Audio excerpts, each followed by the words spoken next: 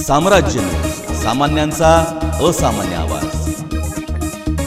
महात्मा ज्योतिबा फुले व विश्वरत्न डॉक्टर बाबासाहेब आंबेडकर यांच्या जयंतीनिमित्त BF मित्र परिवाराच्या वतीने फॉरेस्ट येथे रक्तदान शिबिराचे आयोजन करण्यात आले होते। यावेळी उत्सव समितीचे मंडळ अध्यक्ष अजित गायकवाड, विनोद भोसले, माजी महापौर आरिफ शेख, माजी नगरसेवक अरुण भालेराव यांच्यासह पदाधिकारी कार्यकर्ते मोठ्या संख्येने उपस्थित होते।